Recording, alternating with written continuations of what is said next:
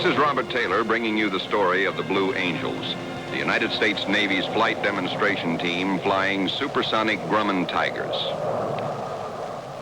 The mission of the Blue Angels is to demonstrate precision formation flying to the men of the United States Navy.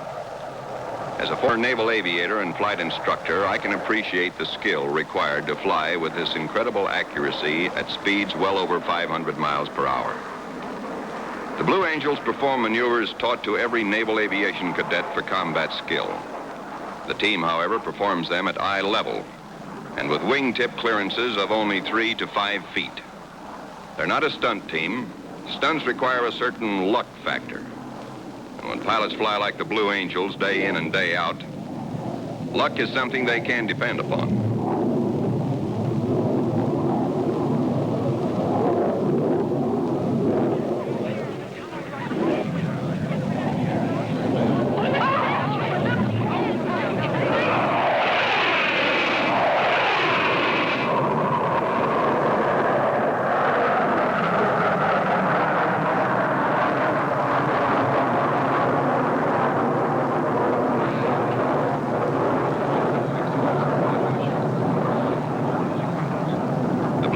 Perform every standard maneuver in the book, and some that are not, like this left echelon roll, which according to the book can't be done. The team does it to prove that with practice, even the impossible becomes possible.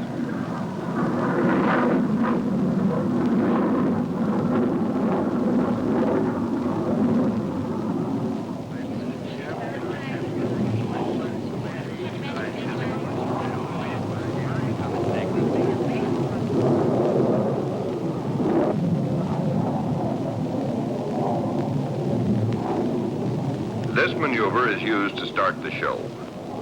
The planes brake to the 4 headings of the compass and then dive toward a point at a closing speed of over 1,200 miles per hour, passing within 10 feet of each other at nearly ground level.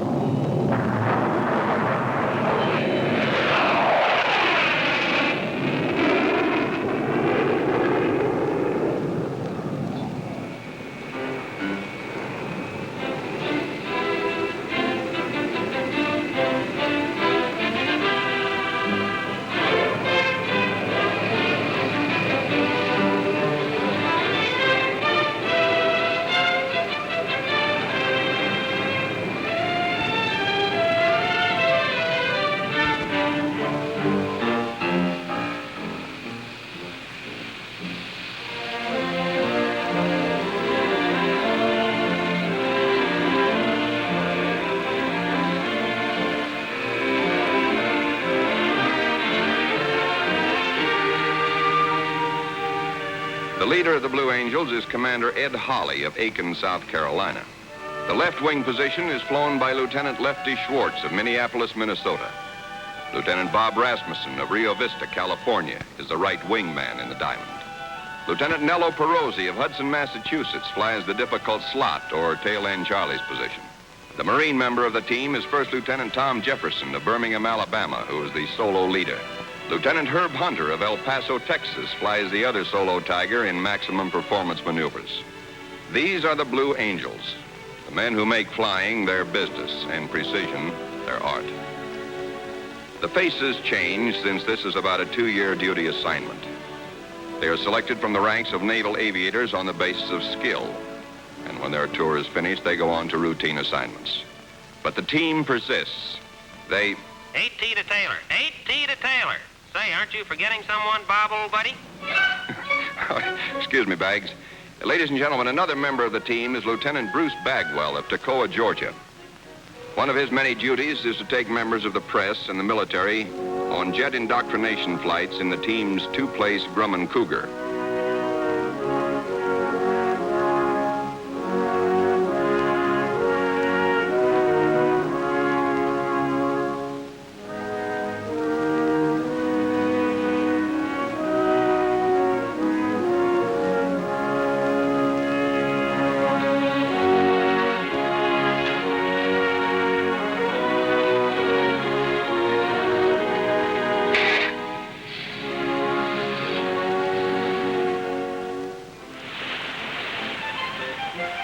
When the angels come to Earth, they're much like other mortals of like age. Some are domesticated. Others are trying to become so.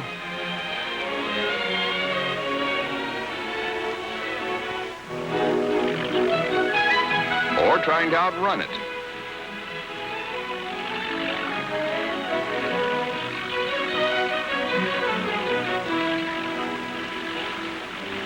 As human specimens, they are nearly perfect, according to their flight surgeon, Doc Lours.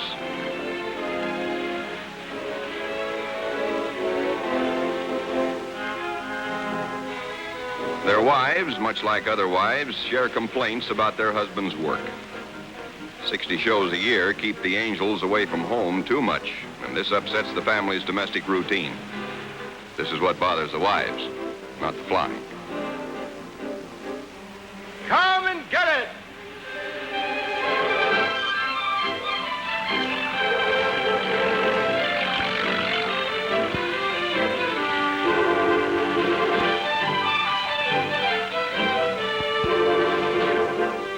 Come and get it!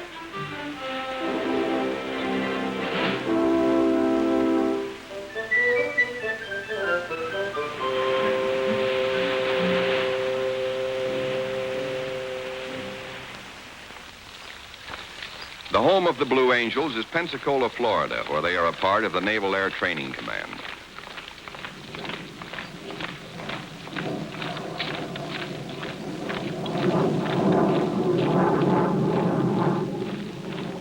Eyes front, mister.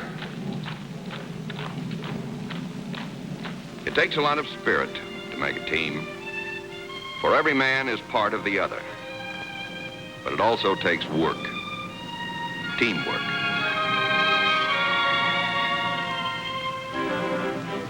And this is where the rest of the Blue Angels work, for the team is more than 7 pilots.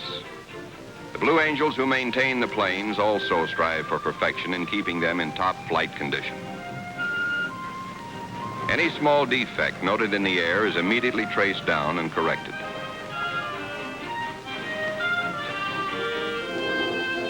The delicately balanced partnership of man and machine can tolerate no imperfections when you fly only a broomstick's length apart. Every Blue Angel is a specialist, and because everyone does his job well, they are known as the cream of precision flying organizations. The planes themselves are not special aircraft, but are production models in use in the fleet. The team's strenuous performance, however, places more than usual demands upon these men who move about the country with the pilots and their planes, working extremely long hours in order to have the aircraft ready and in flawless condition for each demonstration. Only volunteers are used for this demanding work, and they enjoy the highest respect, not only of their own officers, but of the entire Navy. These men whose skills make possible the team's performance are under the supervision of Lieutenant Commander Bill Olson, engineering officer.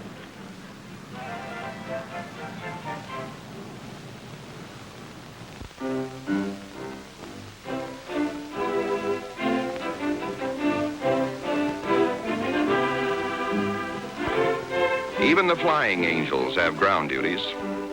Raz is the personnel officer.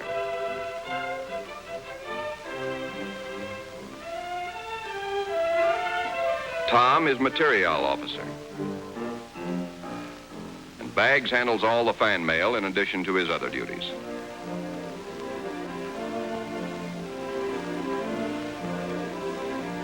Nello is operations officer.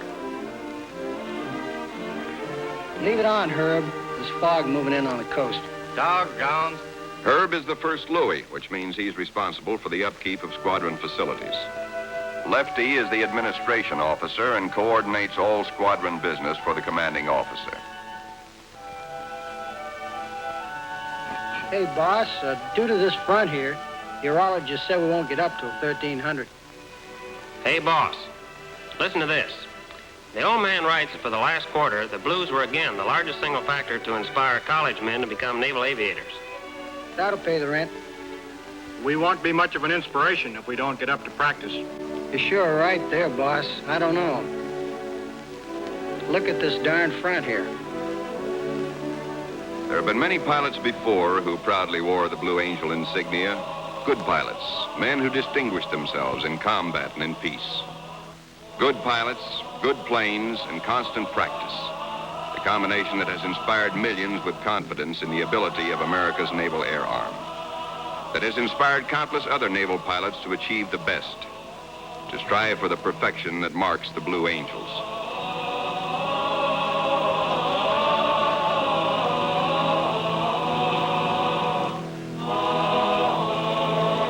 They were organized back in 1946 in Grumman Hellcats. Then came the newer Bearcats with more speed and maneuverability. Jets were making their appearance not long after, and so in 1949, the Angels moved into Grumman Panthers, the fighters they flew in Korea. In 1954 came the swept-wing Cougar. And now the Blue Angels are flying supersonic Grumman Tigers, the ultimate in speed and performance.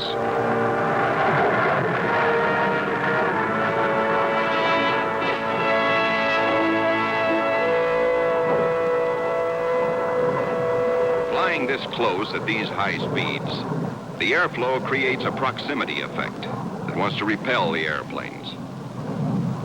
To overcome this proximity effect, Lefty has to fight to hold his position. Rass, who has the same problem on the right wing, counteracts Lefty's effect on the leader's plane. When Nello is in the slot position, Commander Holly, the leader, is so balanced by all three Tigers that he could, though he never does, take his hands and feet off the controls and the formation would push him all the way around the roll.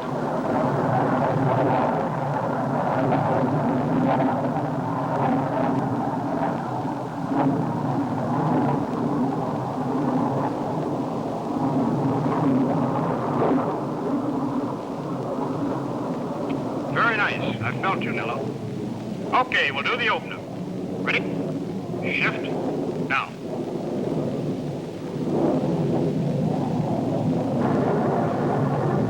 Smoke on. Now. Ready? Break.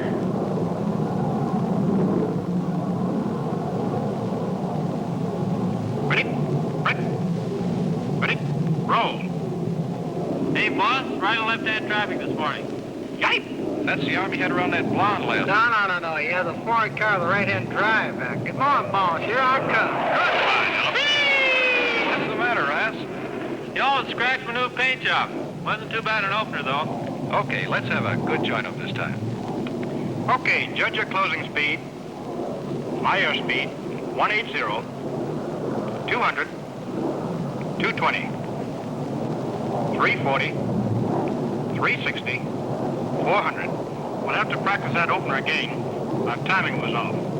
First, we'll do a couple of left echelon rolls.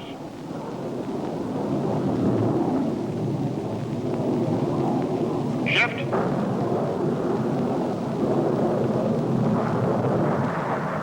Okay, down we go. And up we go.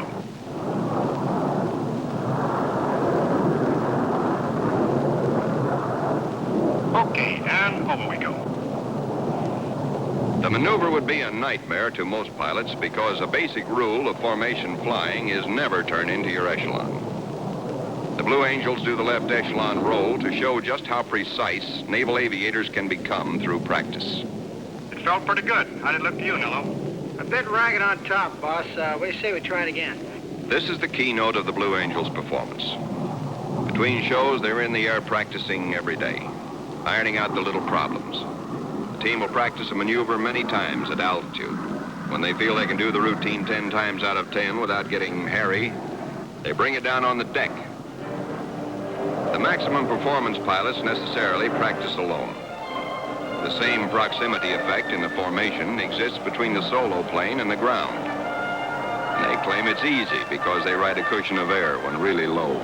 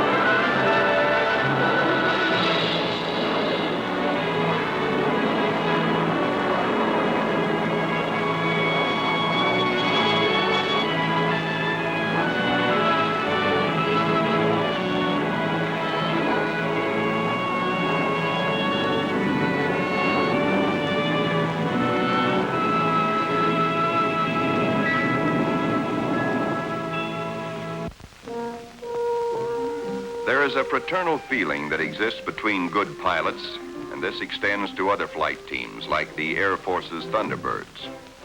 To the second team, the Birds. This spirit, which is such an essential part of any team, is best seen after every flight in the informal give and take of the debriefing sessions, or skull sessions, as they are called.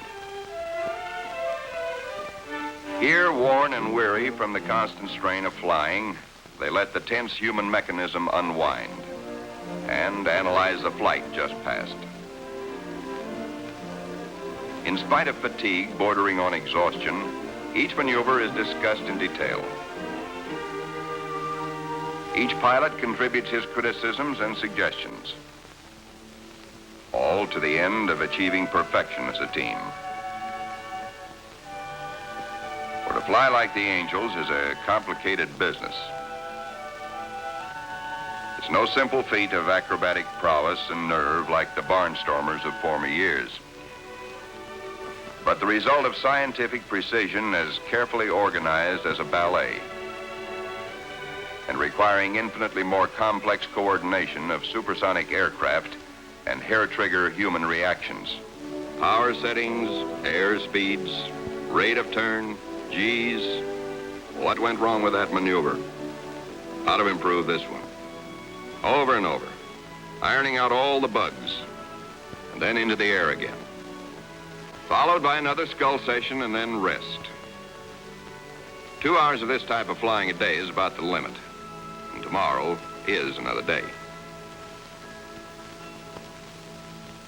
Tower from Blue Angel leader. Taxi and takeoff instructions for 6. Roger, Blue Angel leader. Cleared to runway 13. Winds light and variable. Over. Roger from Blue Angel leader.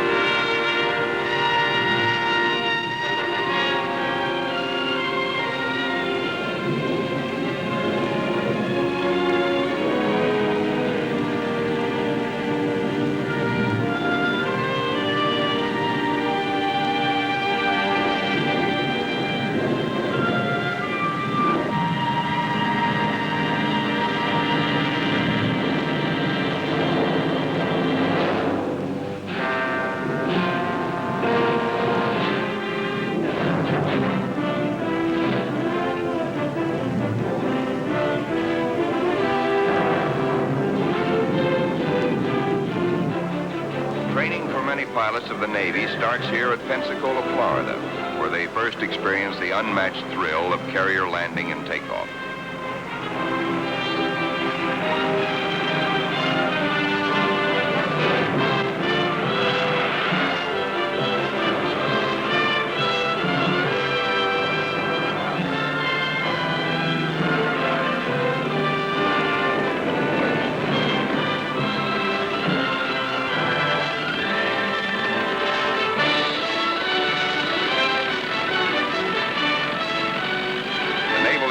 Cadet progresses from slow conventional aircraft into modern high-speed jets.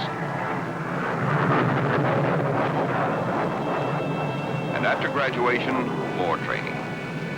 For the training program that initially prepares these men for the fleet continues throughout their Navy careers.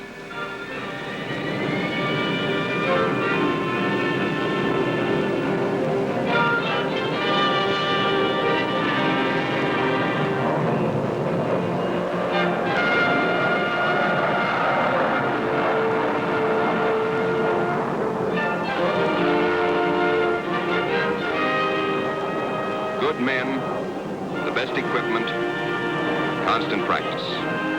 This is the secret of the Blue Angels and the United States Navy.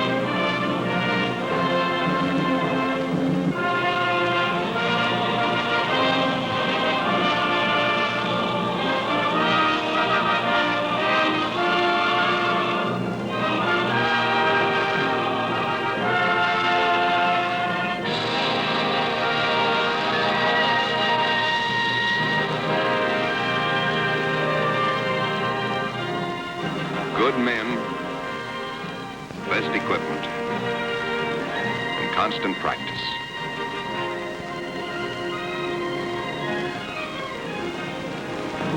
This is your United States Navy.